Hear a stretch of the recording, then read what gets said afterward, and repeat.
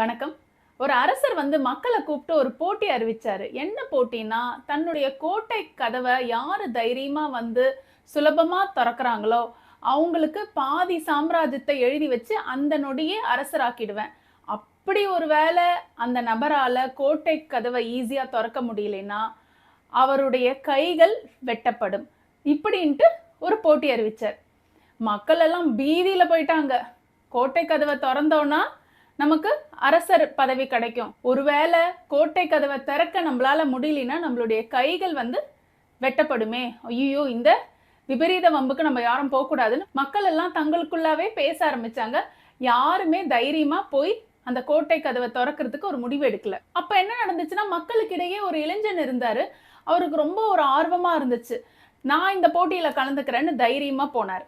அப்போ சுத்தி இருந்தவங்க அத்தனை பேருமே என்ன சொன்னாங்கன்னா, உன்னால அந்த கோட்டை கதவை திறக்க முடியாது, கட்டாயம் உன்னுடைய கைகளை அவங்க எடுத்துருவாங்க. சுத்தி இருந்தவங்க இப்படி பேசுறத கேட்ட அந்த இளைஞனுக்கு என்ன ஆச்சுன்னா, ரொம்ப தைரியம் வந்துச்சு. அவன் இவங்களெல்லாம் பார்த்துட்டு என்ன சொன்னான்னா, எனக்கு தன்னம்பிக்கை இருக்கு, என்னால் அந்த கோட்டை கதவை திறக்க முடியும், நான் முயற்சி செய்வேன். அப்படி என்னால் திறக்க முடியலன்னா என்னோட கைகள் தானே வெட்டப்படும், என்னோட உயிர் இருக்கும் இல்லையா? ஒரு வேளை நான் திறந்தேன்னா இந்த பகுதிக்கே அரசன் ஆயிடுவேன் இல்லையா? அதனால நான் தைரியமா போய் செய்வேன்னு தைரியமா இறங்கணும். அந்த நேரம் நெருங்கிக்கிட்டே இருந்துச்சு. கோட்டை கதவு கிட்ட போயிட்டான். மனசை ரொம்ப தைரியப்படுத்திக்கிட்டு ரொம்ப தன்னம்பிக்கையோட அந்த கோட்டை கதவை தள்ள முயற்சி ஆரம்பிச்சான். நீங்கெல்லாம் நம்ப மாட்டீங்க, உடனே கோட்டை கதவு திறந்துருச்சு.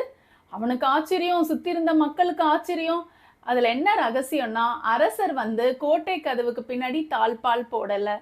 யார் இவ்வளோ தைரியமா முயற்சி எடுத்து அந்த கோட்டை கதவை திறக்க வராங்கன்னு பார்க்கறதுக்காக தான் அரசன் இந்த போட்டியே வச்சாரு.